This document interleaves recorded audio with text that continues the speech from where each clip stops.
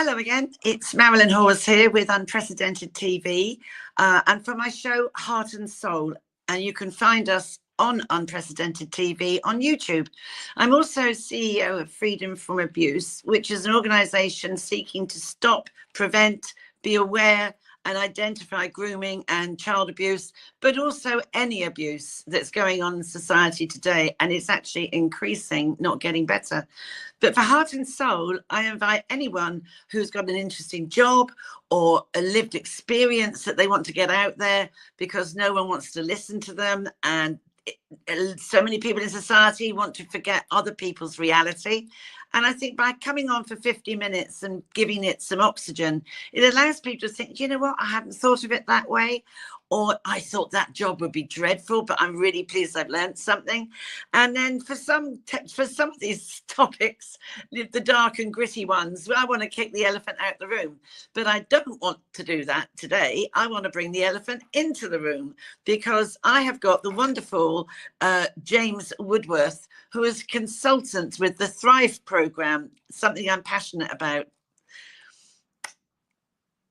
Hello, James. Lovely to see you. Hi, Marilyn. Hi, Marilyn. It's lovely to see you again. Really lovely to see you. Now, people listening, James and I go back, over 10 years, I would think, probably 15 years. And I briefly want to say why I know James. I got no shame in telling you. And why I'm here today is because of James and the Thrive program. So very briefly, I had severe mental health issues after my children were sexually abused, and the domestic abuse, etc., was awful. And one day, I had 8 NHS therapists, none of whom could help me, and a psychotherapist couldn't help me. And I thought, right, that's it, there's no help. And one day I was driving across Hertfordshire, and I was going down a ziggy-zaggy hill, and I saw a lorry coming, and I thought, I'm going to drive into the lorry. And just as I was going to, I turned the wheel and stopped. I rang and rang home. My husband came to get me, went home, and there was James sat in my kitchen. And I was shaking, and James said, oh, gosh, what's wrong with you, sort of thing. We had a very quick chat. And he said, what did you not think about the lorry driver? I said, good Lord, no. Why would I? And James said, oh, gosh, you're bad. I can help you. I'm a consultant, not a therapist, a consultant with the Thrive program. Let me help. And I went, you can't help. No one's helped me. NHS can't help me. No one's helped me. Please will you give me a try? So after, I think it was 6 90-minute sessions and a book that he had, not to read, but an exercise book, within 2 weeks of being with James, I had begun to lighten up and change. By the end of it, you're looking at the person today. I've only blipped once in that 15 years. Once did I ever call James. And it's like osmosis. I have no idea how it works, but I am a very proud ambassador of this organization because this is the way to go.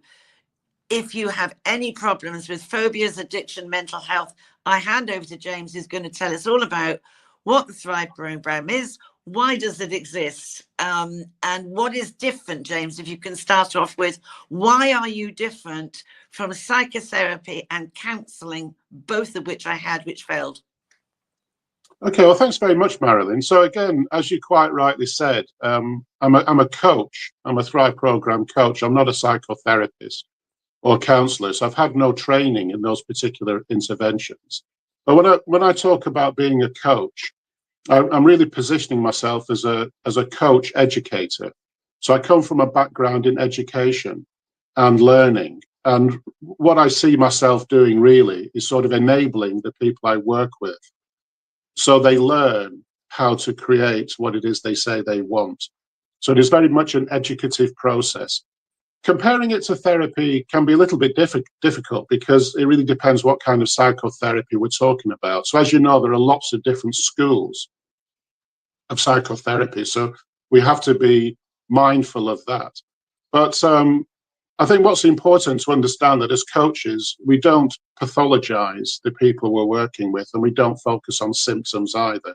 I'm not saying that that's problematic or wrong. It's just a distinction, I think, that can be made between coaching and therapy. So with coaching, it's really about empowering the individual to learn what it is they need to know to be able to get the results they're looking for. That's So great. it's all about the work that you do. So although it's really, it's really touching to hear you talk about what I did for you, but it's really important to understand, Marilyn, that I did very little. You did the work. No, seriously, you did the work. You were a fantastic client. You took full ownership of the program. You took responsibility for your recovery. Mm. And that's why you got thriving, because of the excellent attitude you had towards doing the work that you had to do. So as a coach, I was really just guiding you. I was facilitating you. But you actually took full responsibility and did the work. So it was your excellent mindset that was so important, as it Thank is you. with all of our clients, actually. Yeah. Because I know I have sent people to you who have the angst after having been sexually abused, and it's helped some of those clients enormously, and they're where they never thought they would be. So it's not just me. I've seen people I've referred to you.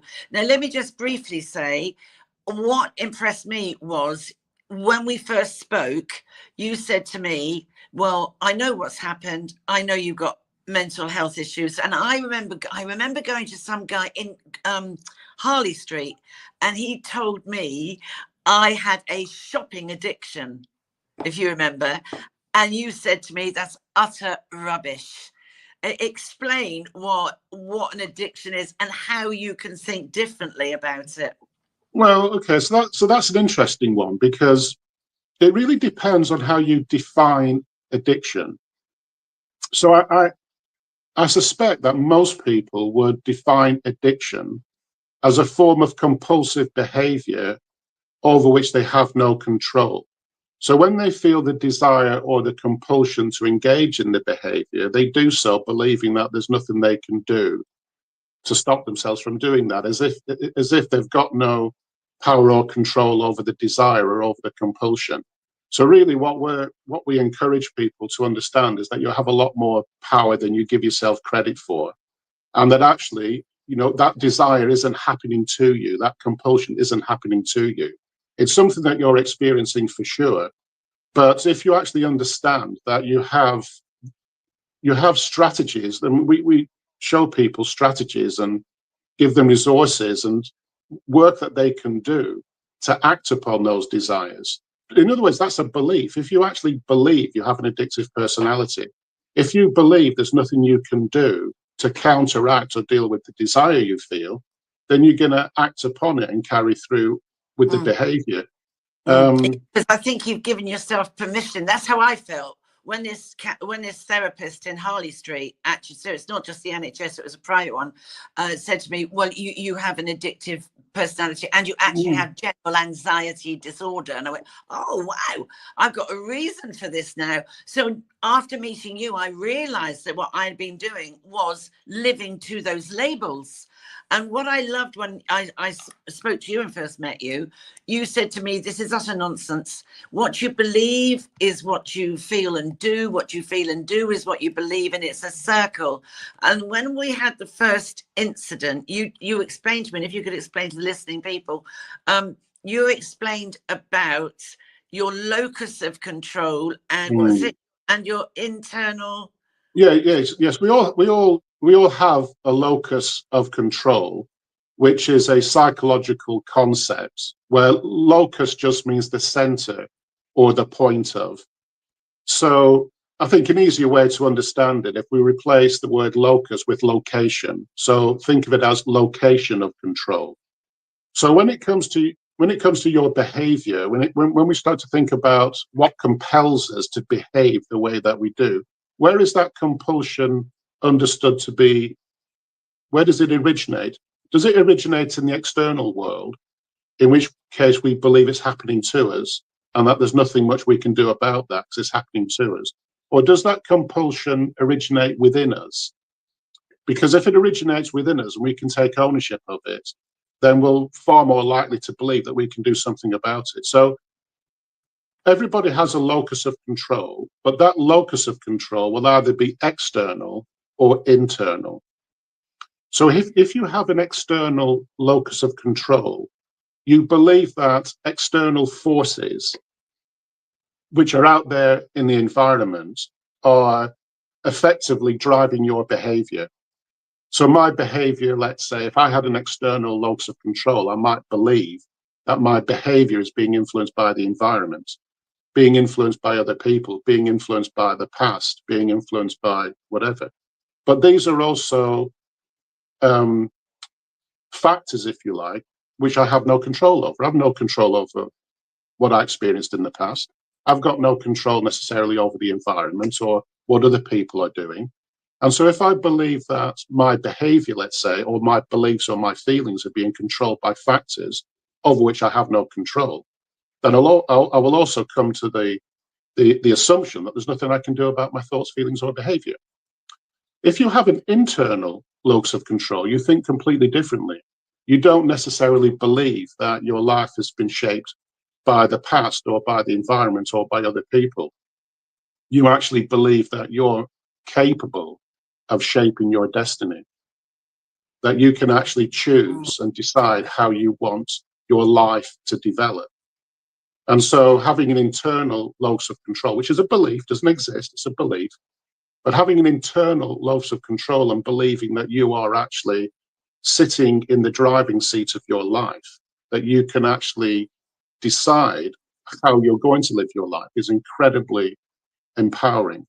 So if you have an external locus of control, you basically believe that your life was mapped out for you at birth and that the past equals the future. So you have a very fatalistic attitude towards life. And as such, you don't believe there's anything you can do because it's fate. It's meant to be. Yeah.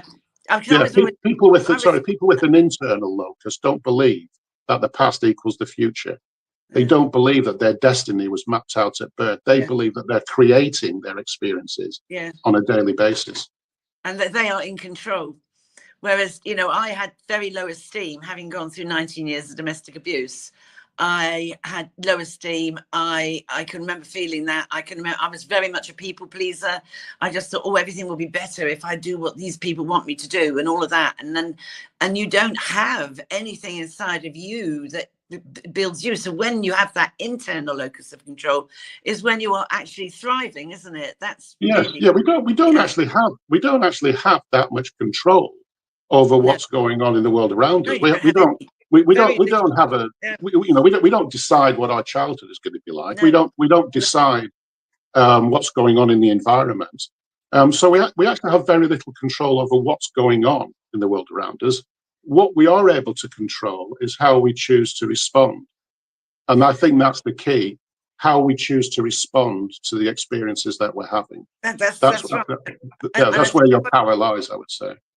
What I felt with counselling and what I felt with therapy was all they do was pick over the scabs of your past. And I would come out of those sessions even more depressed, and I would cry. I'd feel exhausted. I didn't feel empowered. I know what my past was. I didn't need to pick it over because what happened. And when the first collective meeting before you get going on your program, I remember you saying, okay, I know about you. You told me where you're at, and we're never talking about this again. We will never talk about this again. I thought, what a relief. I don't have to go through it all over and over again. What a relief. And you went, right, this is a clean sheet. We're starting again. And we did. And I don't know if you still do it, but with me, and at that time, you did this 1 to 10 scoring on your anxiety, your depression, your self. Oh, yes. You still do it?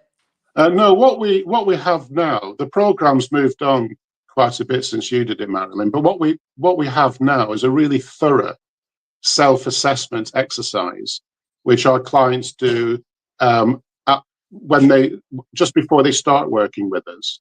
And then they redo, it's a kind of quiz really, they redo it again when they've completed our work with us. So it's what we call the TQ report, where TQ stands for Thrive Quotient. So it's like a questionnaire that they complete at the beginning, and that gives us an indication as to how much they are thriving or not. Yeah. And then we use that to frame most of the sessions that we have, in fact. So although the program does come with a manual and with supportive videos and such like, what lies at the heart of many of the coaching sessions is this TQ report, where the client learns to understand what their scores mean and what it is they need to do to improve those scores. And that's how we measure success, because the report gives a really clear indication of what their mindset is like when we first meet them. And then when they redo the quiz, they're able to see just how much they've changed. Because I can remember, if we go back to the old model, and obviously it's much more slick, and I don't like the word slick, but much more in today's world, obviously, more probably online stuff as well. Because other people, I don't think they realise, we did all my stuff on Zoom. Do you still do that? Yeah. Yeah. That is so good for so many people. Because transport, if you've got people that are, because I actually had a little bit of, I was a bit agoraphobic as well when I first met you. So the fact I didn't have to travel along on trains to get to you, that we could do this session online, was absolutely superb for me, because I just did it in of my own home. Well, it's all about, you're absolutely right, but it's all about inclusivity. So I do see clients face to face at the clinic where I work in Cambridge, but I do see a lot of people online, and the idea is that all of us, all Thrive program coaches, have an international business. So we're seeing people throughout the whole world. And so, we want to be able to help as many people as possible. So being able to offer the program online means that it doesn't matter where you are or where you live. If you've got access to the internet, we can help you. But you're also absolutely right. It's also about inclusivity, and that you don't have to worry about whether you can physically get to a clinic or not. As long as you can actually get online, we can help. Yeah, no, it's an extraordinary thing. It really is. I mean, I can still, as I say, I can still feel that, and people around me were saying after the second session, wow, you're beginning to check, crikey, you really are getting more confident. And because I've always had this thing that, everyone thinks I was confident, but it was a veneer. Underneath it, you only had to scratch it a bit and the vulnerable person would come out, but I don't feel like that anymore. I'm no longer.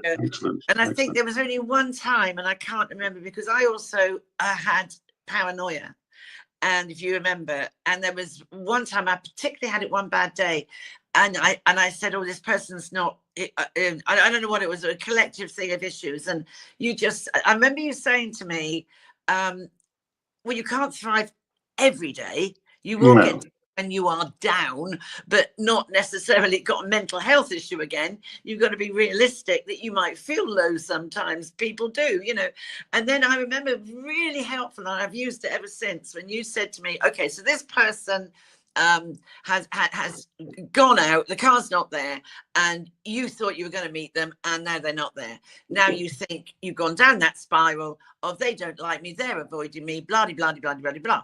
And you said to me, you've got to be like a detective. You need to say to yourself, have they told you don't like you? No. Have they told you they were going out to avoid you? No. So maybe they were just busy and coming back, or maybe I went, hadn't thought about that. Well, that's about getting perspective. But I think you're absolutely right. Thriving isn't about feeling good all the time. It isn't about feeling joyful and blissful and happy all the time. It's about being accepting very much of who you are and what you're like and what you're feeling and what you're experiencing, and also being accepting of other people and the way that they are and the way that the world is. So it's much more about adjusting to reality, rather than, it's not about feeling positive all the time. It's not about feeling great all the time. It's about having a realistic attitude towards what you can expect of yourself and what you can expect of the world around you. And in that sense, it's a much more balanced and realistic attitude to develop. Yeah, because I find now, I'm also aware of my own triggers when I get like that. If I am to get like it, I recognize it, I identify it early. So I now underpin it with, it's happening again. And I cut through, and I maybe walk the dog, or I go for a walk, or I do something completely different to break that thought. And that's what that taught me to do, break that thinking. And you've got that in your backpack, haven't you? Because that's what you it's about skills. Thriving is a skill. Yes. You learn to thrive. And then once you've developed the skills, you just keep developing them. You just keep working on them. But the program's, the program's not anti-therapy. It's not counselling. It's just an alternative. We just think that people deserve an alternative. That's So right. if you haven't, therapy can be great and it helps lots and lots of people. But what if it doesn't work for you? What if you don't get on with it? I think people deserve an alternative, and I think coaching is that alternative, and certainly the Thrive program is. Because what you're doing, basically, you are a life coach, really, aren't you? That's what it is. You're in a way, it's in an easy. Yeah. There's basically like two main types of coaching. You've got executive coaching, leadership coaching, organizational coaching, and then you've got life coaching. But it's all life coaching because executives have got a life. So it's a shame that life coaching, I think, has quite a poor reputation, which is unfortunate because actually, what life coaches I think are interested in doing is just helping people to live a better life. Yes. Right. Yeah. And that, which is a great thing to do, of course. I think what's different about the Thrive program, and we don't call it life coaching, but it's because it's a very structured psychological training program. So it's a structured process that the clients work through. We don't just get together and have a chat with our clients once a week. No. There's work to be done. Oh, there is. And attitudes to be developed and worked on over a period of time. But that period of time isn't very long, is it? Really? I mean, how? No, but it's enough. It's enough time. It's enough time. Yeah, because you don't. 6 to 8 weeks. Yeah. Do you ever find? Do you 6 to 8 weeks? Right. I had 6 at 90 minutes. What do you do?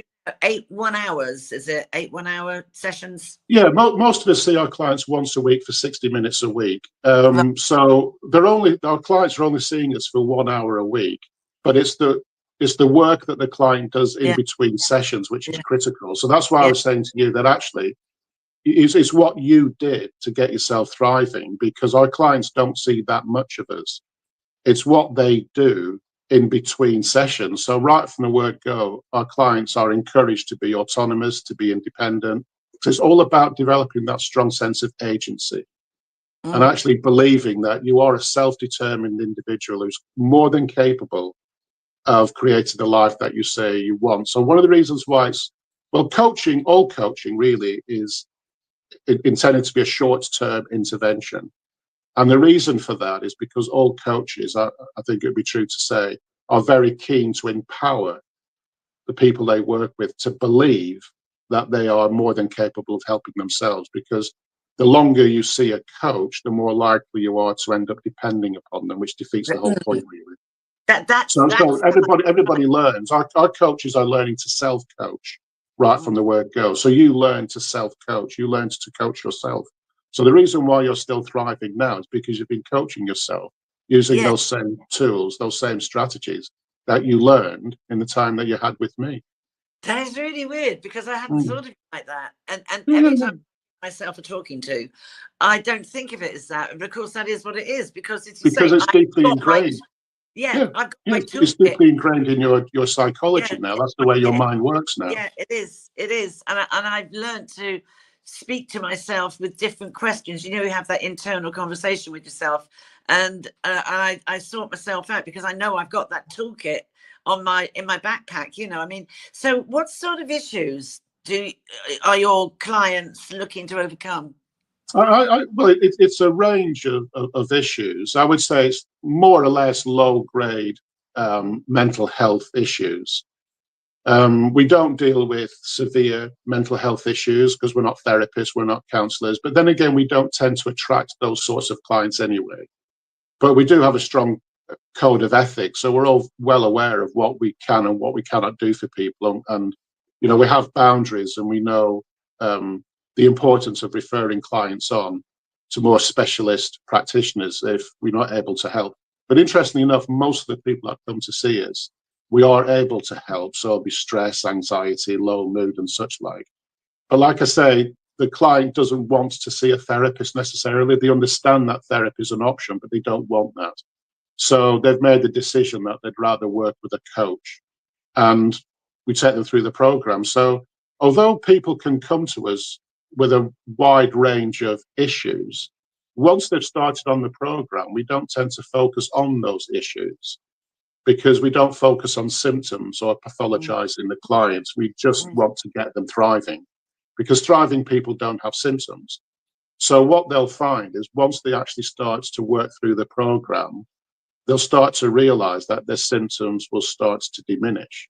So we don't actually have to tackle them as such or talk about them. We just teach them how to thrive. And also, there's no medication. You're not No. medicating people. And having gone through the program, I came off all my medication. I came off without even going to the doctor. I knew you had to do it slowly, and I did it slowly and reduce, and I never went back on any of them. And all the doctors used to do was give you another prescription, put a plaster on it, give you another prescription. So what sort of, I mean, you said about addictions earlier, or we both did, but what about phobias? I mean, like I had agoraphobia as well when I came to see. What sort of phobias do you get? And what is the worst phobia? Well, we work with a lot of people who are phobic. There's one phobia in particular, which I think we treat more than anything else, which is emetophobia, which is a pathological fear of sickness. So that's either the individual fearing that they might be sick or fearing other people being sick, or a combination of the two. So within the Thrive program, we have a version of the Thrive program just for those with emetophobia. So that's the emetophobia-free program. So that comes with its own distinct manual, its own distinct TQ quiz, its own distinct support videos. So the program is more or less the same as the main program, but it's just tweaked to meet the needs of those with emetophobia. And I think it would be true to say that we've probably treated more emetophobes than anybody else in the world. So it's a program with a distinct emphasis on that particular condition. But any phobia, we can help really, because again, we don't focus on the phobia as such and the symptoms. It's about teaching people how to thrive. And most people who are phobic will have a very strong need to be in control of their experiences, but also have but feel out of control of their experiences. And the program is very good at reducing their desire for control, but teaching them to feel more powerful in relation to their experiences. So one of the things that quite a lot of phobias have in common is that what the individual fears is something which they can't control. Yes. Yes. Right. So when you're thriving, you don't fear the things you can't control because you know you can cope. So your fear goes away. So when you say sickness, do you mean ill, or do you mean actual vomiting? I mean vomiting, yes. It's vomiting, right? So it's not a fear of catching flu. No, it's not a fear of being ill as such. It is specifically a fear of vomiting. Which, and that I believe that must impact women who want to get pregnant. Most sufferers are women for all sorts of different reasons. We have treated quite a lot of men with emetophobia, but the majority of sufferers by far are women. Interesting, isn't it? I mean, do you deal with, just out of interest, because I know with my own work, do you deal with eating disorders and harming and cutting and that sort of stuff? We can do, but that's a really good example of where we would be very mindful as to whether we could help this particular client or not. So somebody who is severely anorexic, somebody who's bulimic, we would be very careful when meeting such a client, and we wouldn't take them on if we didn't believe that we could help them. So one of the problems is somebody's severely anorexic. I think it's unlikely that we'd be able to help them because they're so far down the line. But again, that's all to do with control and the individual, controlling not just their food intake, but controlling the people around them and such like. So because it's about control, like self-harming is all about control, controlling how you cut yourself, or whether you cut yourself or burn yourself, when you cut, how deep the wounds are going to be, whether you show them to people or whether people can see them. So we can help with that, but I think we would need to make sure that the client is in the right frame of mind, as it were, to be able to benefit from the coaching. On a timeline, not too bad to totally serious. It's where you are on that timeline, really. Yes. Yeah. Which makes sense, because if you are severely traumatized and then yes, it's different. I remember talking to you. I thought somebody could come to you, but of course I hadn't thought it through because I'm not. That this was in fact a neurological condition, which was narcolepsy. This thing about feeling asleep all the time. And you said that's a neurological thing. We can't do that, and that made absolute sense. Yeah, so we're very mindful. We're very mindful of what our limitations are as coaches, and we wouldn't. It's unethical to try and treat somebody when you know you can't. So, and at the end of the day, all we want is for the client to get better. And if referring somebody to a more skilled practitioner is the right thing to do, that's what we will do. Because you could actually cause more harm, couldn't you? Oh yeah, absolutely. Yeah. It's not about us anyway. So, we're not helping people to make ourselves feel better. We're doing what we're doing in service of the client. So it's whatever's best for the client. So do you go into organizations at all? Do you go into schools? Well, we have the Thrive program in organizations. So we do go into organizations to get workforces thriving. And we go into schools as well. So we've worked with lots of schools and colleges as well, getting both the students and the staff thriving. We'd like to do a lot more of that. I think it'd be great to take the Thrive program into more schools, but also into prisons, pupil referral units, things like that. That would be great, because I think it's really about prevention more than cure. So getting kids thriving would mean that they would become thriving students, thriving employees, thriving parents, so that would be a wonderful, wonderful thing to do. Do you ever go into the military?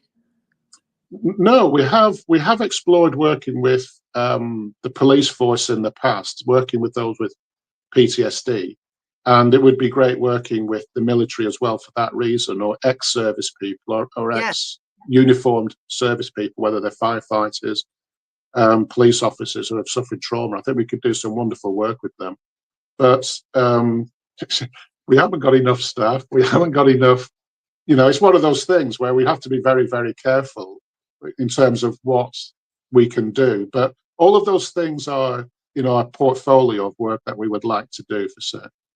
So how many Jameses are there?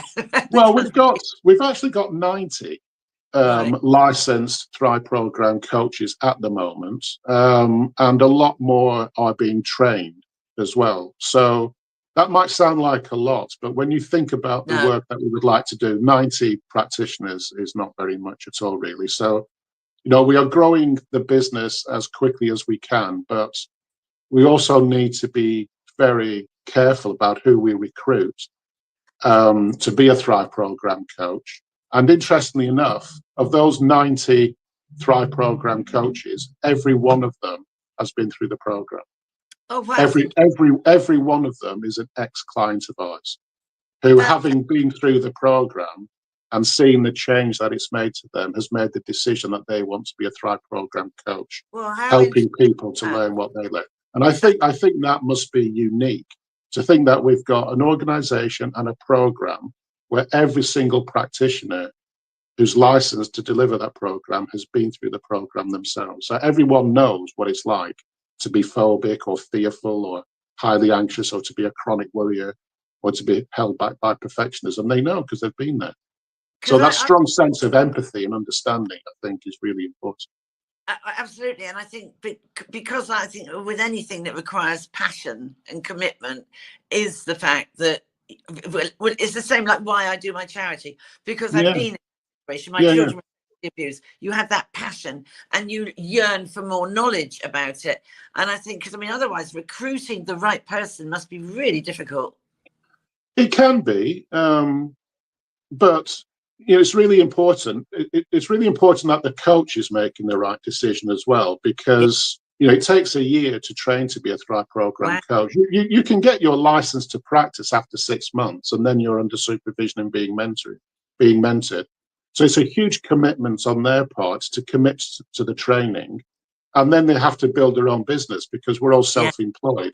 We're all self-employed coaches, and the organization does offer a huge amount of support on developing a business plan, advertising, marketing, social media, all that kind of stuff.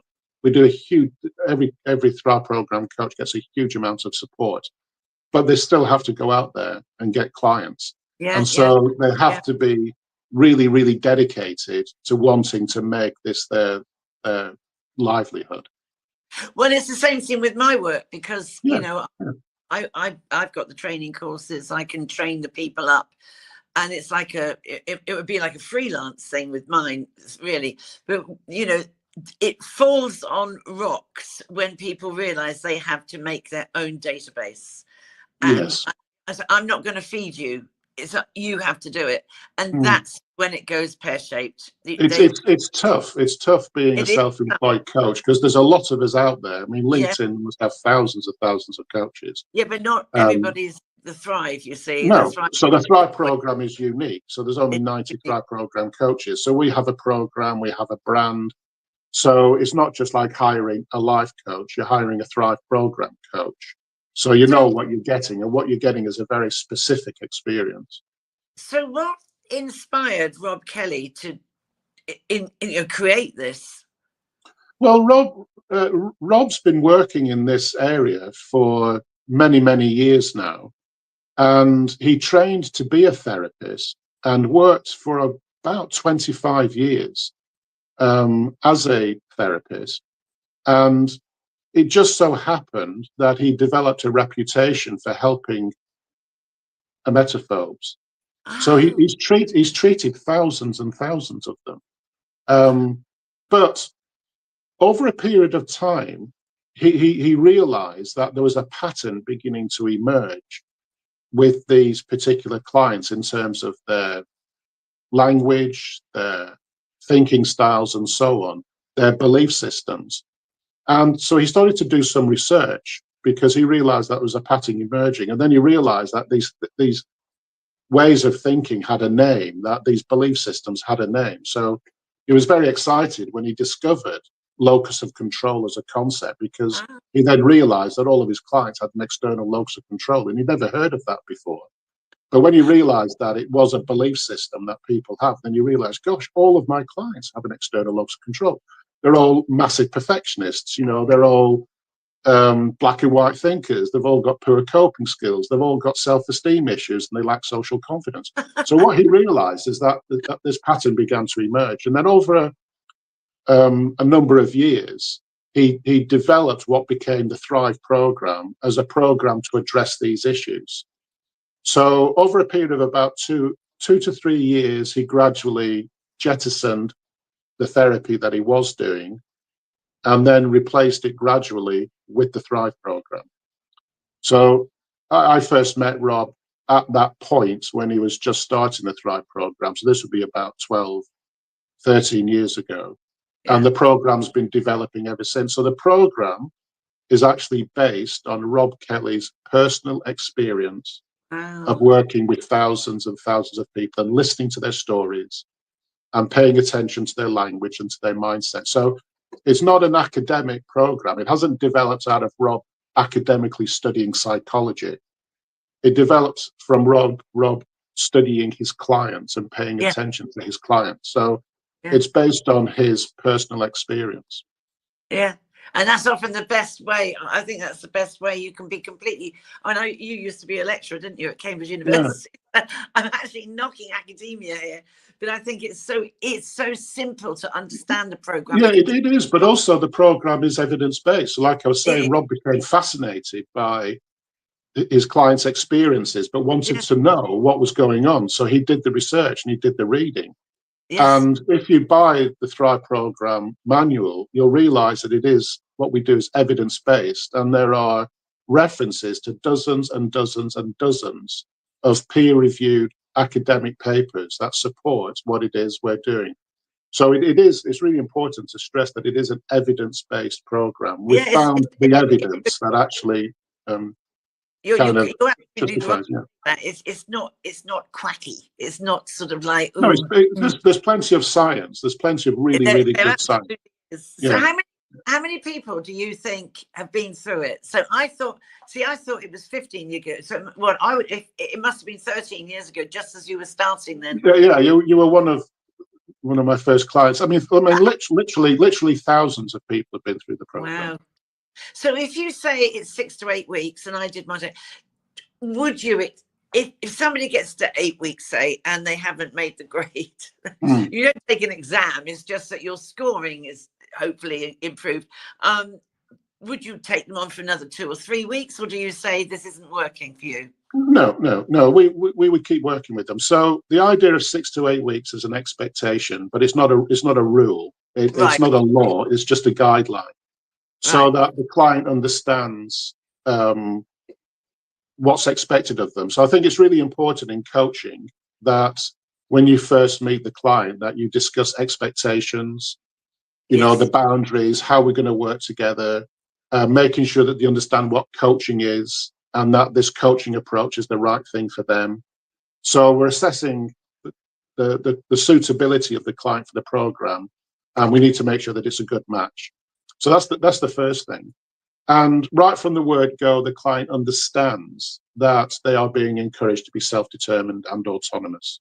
Yeah. That we want them to be able to fly solo as soon as possible, and we anticipate that that will be within 6 to 8 weeks.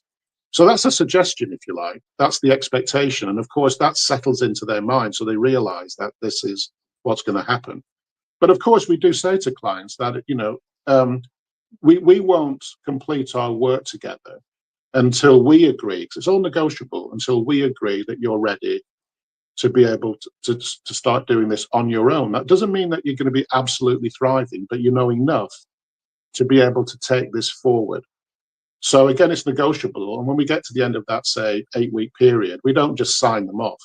We encourage them to go away and to continue to put into practice what they've learned, but independently of us, to prove to themselves that they can do this. And then we have a catch-up session. So I might have 2 or 3 catch-up sessions after we've finished our work together. And so we don't finish our work together until we agree that they know enough. So it is like passing your driving test. I mean, as you know, nobody is an expert on driving when they pass their driving test. In actual fact, they're incredibly inexperienced and probably really quite scared of driving. But they have their driving license, right? They're legally allowed to drive. The expertise comes afterwards. It comes in those weeks and months and years of constant practicing your driving, but you haven't got a driving instructor sitting in the back seat. You know enough to do this. So thriving is like that. It's like, you know, once you've completed the program, you're a rookie thriver. You're a newly qualified thriver. You're like a motorist that's just passed your driving test. Yeah. A little bit fearful, a little bit apprehensive, but you know enough, right? So we encourage them to then go and put into action what they've learned. And actually, they very often realize that they know enough to be able to do this. It is that I can remember feeling like that. It is that feeling of, oh my golly, you know, where's James? He's not here. But I also think it's like osmosis. It's like evolution, that, you know, you do find yourself growing.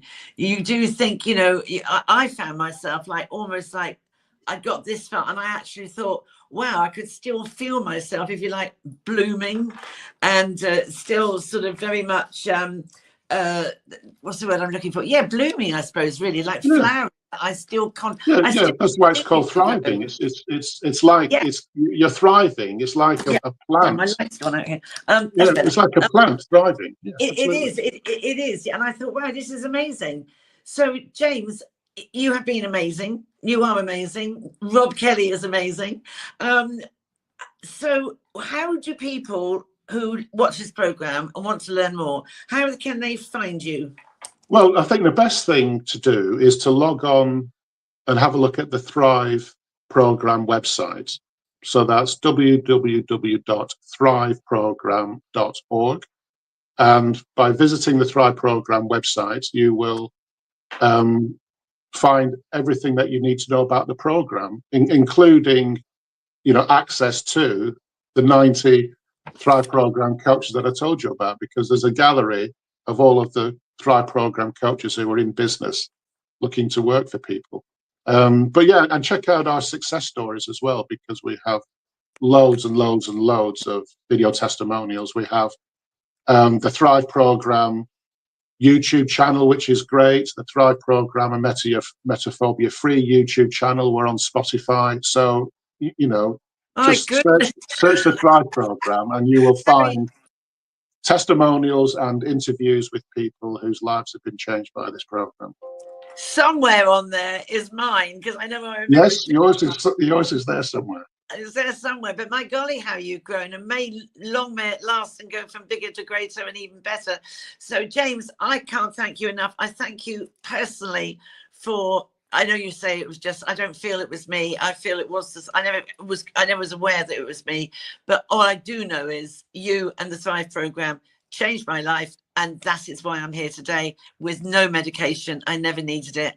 And yeah, I always say I am at my best, better than I ever was at any point in my life.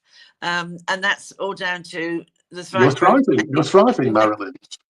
So, you know, I really hope people listen to tune, and I'm going to be belting this out on social media, and you can do the same. Fantastic. So James, I thank you with all my heart, and there's going to be a lot more people that are going to learn from this, and that's why I wanted you to come on the show. Excellent, so please give my love to Rob, and I will do. And when you get this, it's all yours to use as you wish. Thank you very much, Marilyn, and thanks very much for the interview. You take care. Thanks very much. Welcome.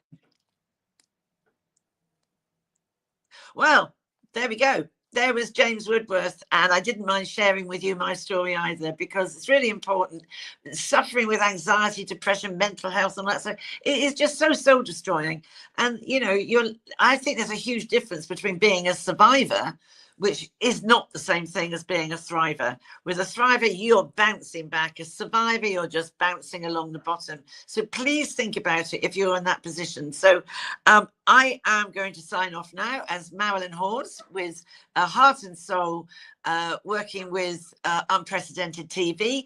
And later on, I think my next lady coming on is working with the Family Education Trust, with whom I also have a lot of respect. They've done a lot of work on looking into the issues of county lines and the exploitation of young girls and boys across the different counties. I've got their book, and ladies coming on to talk about that. So I wish you well. Take care. God bless. Bye-bye.